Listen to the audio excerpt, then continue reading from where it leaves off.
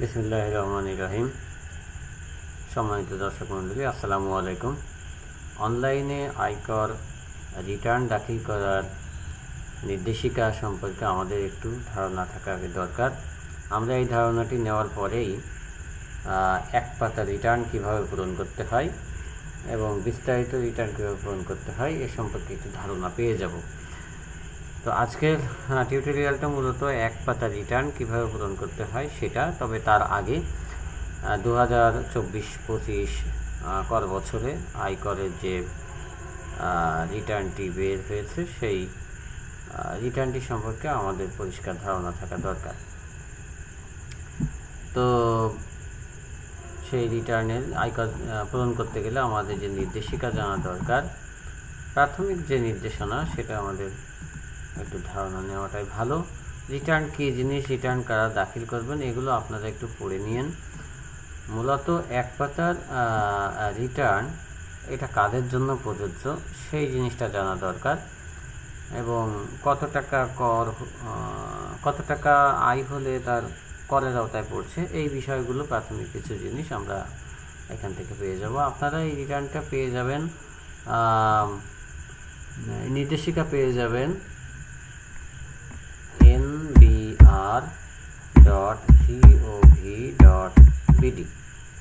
এই ওয়েবসাইটে ঢুকলেই আপনারা এখান থেকে উপরে যে স্ক্রলিং দেখতে পাচ্ছেন এইখানে এই যে ইনকাম ট্যাক্স নির্দেশিকা ক্লিক দিলেই এটা ডাউনলোড হয়ে যাবে, ডাউনলোড করে নিতে পারবেন। সেই সাথে আছে একটি ইনকাম ট্যাক্স পরিপত্র, এইটাও আপনারা ডাউনলোড করতে পারেন। এটা অনেক পৃষ্ঠা। তো এই বছরের মোটামুটি নির্দেশিকাটা জানলে আপনারা সহজেই রিটার্নটি পূরণ করতে পারবেন। তো আমি রিটার্নের কয়েকটা গুরুত্বপূর্ণ নির্দেশিকার কয়েকটা গুরুত্বপূর্ণ জায়গায় আপনাদের একটু ধারণা দিয়ে যাব যে রিটার্ন কারা দাখিল করবেন, যাদের আয় আছে এবং আবশ্যিকভাবে যাদের রিটার্ন দাখিল করার নিয়ম আছে সেগুলো আপনারা পরিপত্র পড়লেই বুঝতে পারবেন। এরপরে যদি কোনো স্বাভাবিক করদাতার গতবার যেমন ছিল 3.5 লক্ষ টাকার বেশি যদি আয় হয়ে থাকে, তিনি মূলত করের আওতায় পড়ে যাবেন এবং রিটার্ন তাকে দিতেই হবে। যা কারো বয়স 65 বছর কিংবা তার বেশি হলে এবং তিনি যদি মহিলা হন তাহলে তার 4 লাখ টাকার বেশি হলে তাকে করের আওতায় পড়ে যাবে এবং তাকে অবশ্যই রিটার্ন দিতে হবে। আর যদি কেউ তৃতীয় লিঙ্গের করদাতা হয়, প্রতিবন্ধী মানুষ হয়, তাহলে 4,75,000 টাকার বেশি আয় হলেই তার উপরে কর ধার্য হবে এবং গেজেটভুক্ত মুক্তিযোদ্ধার জন্য 5 লক্ষ টাকার বেশি হলে তাদের করের আওতায় পড়বেন এবং যারা করের আওতায় পড়বেন তারা তো অবশ্যই রিটার্ন দাখিল করবেন। কিন্তু কিছু মানুষ থাকবেন যারা করের আওতায় পড়বেন না, তারপরেও তাদের আবশ্যিকভাবে রিটার্ন দাখিল করতে হবে। এখানে এই ধারাগুলো লেখা আছে, আমি সব কটা পড়ব না। তো যেহেতু আমার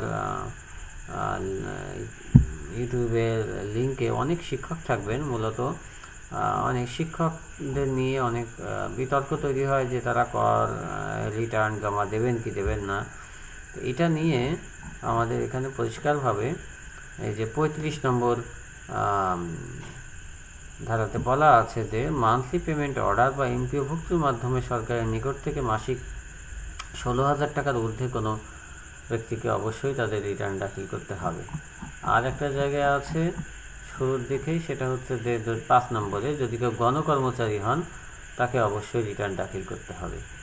এখন এই গণকর্মচারী কারা, এটা নিয়ে গত বছর অনেক স্টাডি করেছিলাম।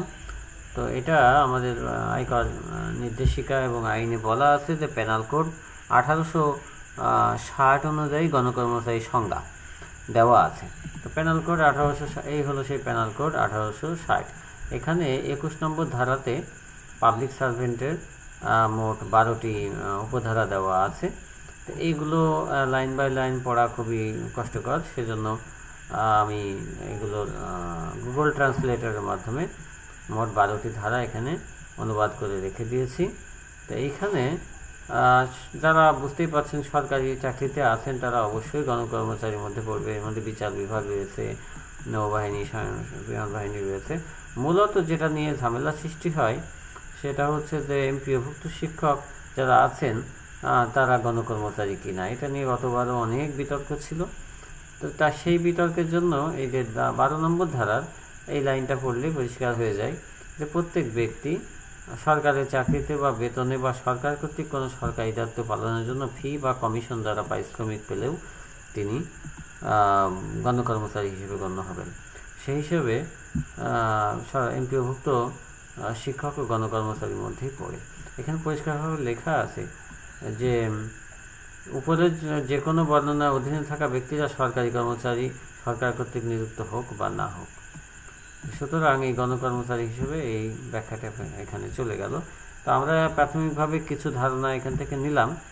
এখন আমরা চলে যাব সরাসরি রিটার্ন কীভাবে দাখিল করতে হয় সেই নিয়মে। তো প্রথমে আমাদের itaxnbr ওয়েবসাইটে যেতে হবে। আমি ওয়েবসাইটটা আবার লিখছি itaxnbr.gov.bd। এই ওয়েবসাইটে যে এন্টার দিতে হবে, এখানে আমরা বেশ একটা অপশন পাবো। তো আমরা রিটার্নে ক্লিক দেবো। রিটার্নে ক্লিক দিলেই এখানে দেখবেন যে সাইন ইন বা ট্যাক্স 3 নাম্বার দেওয়া এবং একটি পাসওয়ার্ডের অপশন দেওয়া থাকবে। এইখানে একটা ক্যাপচা পূরণ করতে বলবে, কিন্তু প্রথমে আপনাকে কি করতে হবে, রেজিস্ট্রেশন করতে হবে। যদি আপনি নতুন অনলাইনে নতুন কর দেওয়ার জন্য কাজ করতে চান তাহলে অবশ্যই রেজিস্ট্রেশনে ক্লিক দিতে হবে।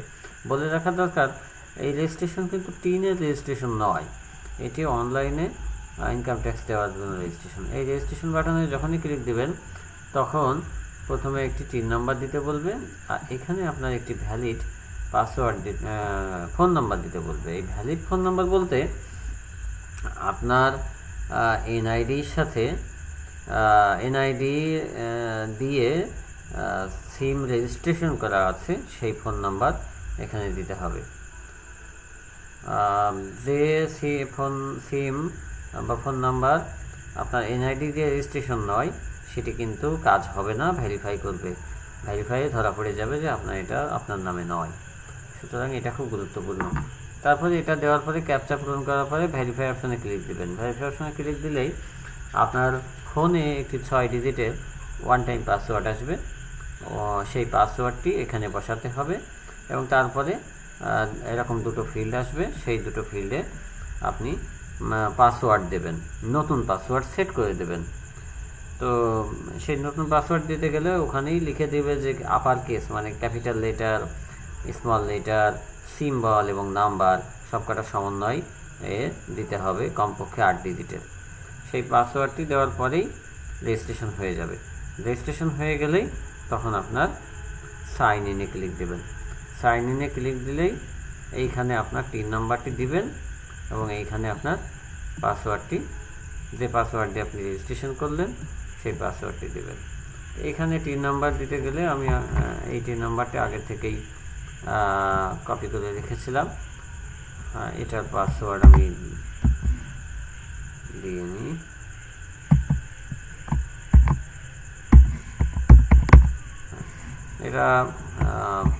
এটা S3FFM4।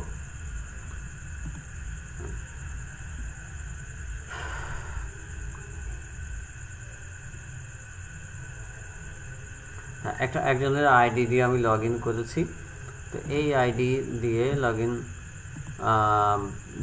করে এখন এই আইডিতে আমি মূলত আপনাদের এক পাতা রিটার্ন কীভাবে দাখিল করতে হয় সেই ধারণাটা দেওয়ার চেষ্টা করছি। এখানে দেখেন এক পাতা রিটার্ন কাদের জন্য প্রযোজ্য। এই জায়গায় কিছু লিস্ট দেওয়া আছে, এখানে 1, 2, 3, 4, 5, 6, 7টা অপশন দেওয়া আছে। যদিও নতুন আয়কর নির্দেশিকায় এবছরের এক পাতা রিটার্ন যাদের জন্য প্রযোজ্য সেই অপশন দেওয়া আছে। এখানে এই যে রিটার্ন আইটি ঘ, এটি এক পাতা রিটার্ন, এটি সবচেয়ে সহজ এবং সংক্ষিপ্ত রিটার্ন। তো এই 6টি অপশন যদি কেউ শর্ত পূরণ করতে পারে তাহলে তার জন্য এক পাতা রিটার্ন দাখিল করা যাবে। তবে ওয়েবসাইটে অবশ্য 7টি অপশন দেওয়া আছে। এই 7টি অপশন হচ্ছে, যদি কারোর আয় 5 লক্ষ টাকার বেশি না হয়, যদি কারোর সম্পত্তি 50 লক্ষ টাকার বেশি না হয়, তিনি যদি গণকর্মচারী না হন, গণকর্মচারী শর্ত তো ওখানে দেওয়া হলো, সমস্ত সরকারি কর্মচারীর সাথে এমপিওভুক্ত শিক্ষকরাও গণকর্মচারী আওতাভুক্ত, মোটরযানের মালিক, মোটরযান বলতে 4 চাকার গাড়ি বোঝাচ্ছে, সিটি কর্পোরেশনের মধ্যে বাড়ি থাকা যাবে না, বিদেশে সম্পদ থাকা যাবে না, কোম্পানির শেয়ার হোল্ডারের পরিচালক হওয়া যাবে না। এই 7টি শর্তই যদি কেউ পূরণ করতে পারে, তবেই তিনি এক পাতা রিটার্ন দাখিল করতে পারবেন। এটা অত্যন্ত সহজ একটা রিটার্ন। দেখুন এখানে নির্বাচন, ধরে নিচ্ছি সিটি কর্পোরেশনের বাইরে তার অবস্থান, যদি যে সিটি কর্পোরেশন আছে সেটা দিতে পারেন, অথবা অন্য সিটি কর্পোরেশন দিতে পারেন, আর সিটি কর্পোরেশন না হলে অন্যান্য সকল স্থান দিয়ে তখনই সাবমিট দিবেন। তখন আপনার জন্য এই সহজ একটি রিটার্ন দিয়ে দেবে। এই মাত্র এই কয়েকটা জিনিস পূরণ করে দিবেন। সেখানে নাম, পরিচয় এগুলো তো এমনিতেই দিয়ে দিবে। আয়ের উৎস কী, তো আয়ের উৎস আপনি এই জায়গায় দিয়ে দিতে পারেন যে আয়ের উৎস হলো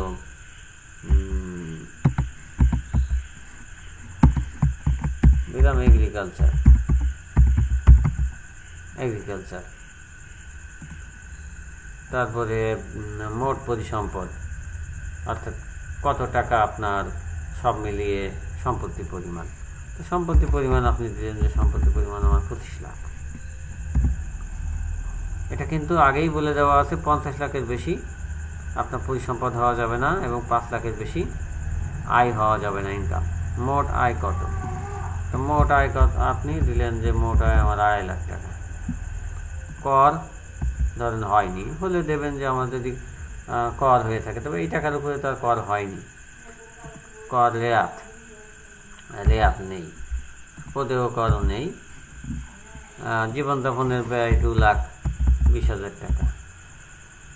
তো এই কয়টা ফিল্ড পূরণ করে জাস্ট এখানে গিয়ে নিচে গিয়ে আর কিছু নেই, সাবমিট দিয়ে দিবেন, আপনার রিটার্নটি সাবমিট হয়ে যাবে। আর সাবমিট হয়ে গেলেই ট্যাক্স রেকর্ডে গিয়ে আপনি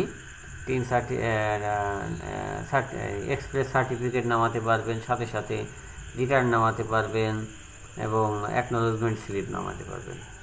দ্যাটস ভেরি ইজি, খুবই সোজা হলো। আমি এটা সাবমিট দিচ্ছি না, যেহেতু ইনার রিটার্ন এটা নয়, ইনার রিটার্ন। তো আমি পরবর্তী আর একটা ভিডিও তৈরি করব, যে ভিডিওতে আমি ডিটেল রিটার্ন কীভাবে, রেগুলার রিটার্ন কীভাবে পূরণ করে সেটা দেখাবো। আপাতত আমি এক পাতা রিটার্নের ভিডিওটি আজকের জন্য এখানেই শেষ করছি। যারা এক পাতা রিটার্ন দিতে চান তারা এই ভিডিওটি সুন্দরভাবে তাকে কাজে দেবে আশা করি। সবাই ভালো থাকবেন, সুস্থ থাকবেন, নিরাপদে থাকবেন। আসসালামু আলাইকুম।